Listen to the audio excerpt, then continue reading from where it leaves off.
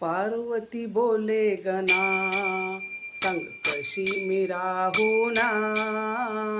पार्वती बोले गना, सांग कशी मी राहू ना.